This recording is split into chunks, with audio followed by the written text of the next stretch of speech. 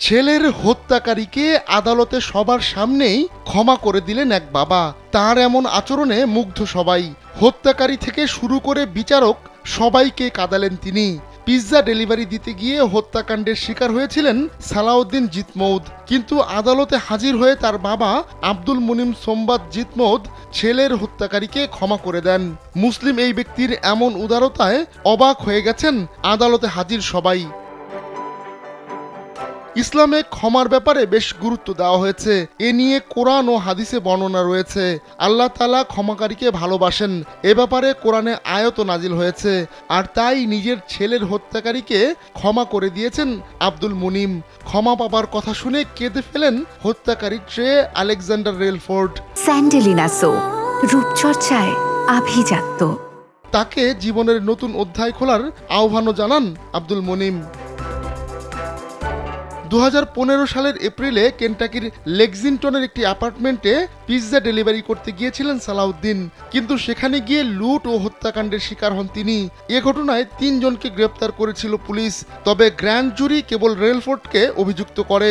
কর্মকর্তারা জানান রেলফোর্ড এই লুটের পরিকল্পনা করেছিলেন, তবে তিনি হত্যার অভিযোগ অস্বীকার করেন। এ ঘটনায় রেলফোর্ডকে 31 বছর কারাদণ্ড দেন আদালত। তবে আদালতে হাজির হয়ে সালাউদ্দিন ও তার মায়ের পক্ষ থেকে রেলফোর্ডকে ক্ষমা করে দেন Abdul Munim.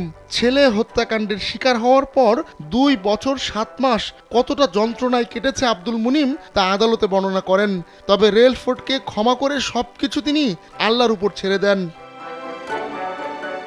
Lexington universal academy স্কুলের সাবেক এই প্রিন্সিপাল বলেন, আমার রাগ শয়তানের উপর।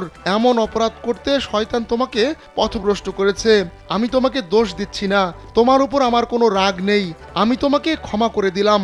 এ সময় রেলফোর্ড বলেন, আমার বলার মতো খুব বেশি কিছু নেই। ওই দিন যা ঘটেছে তার জন্য আমি দুঃখিত। আমি আপনার সন্তানকে ফিরিয়ে দিতে পারবো না।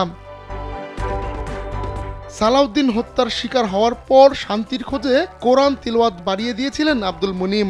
তবে তিনি সবচেয়ে বেশি শান্তি পেয়েছেন সূরা আত-তাওবার 51 নম্বর আয়াতে।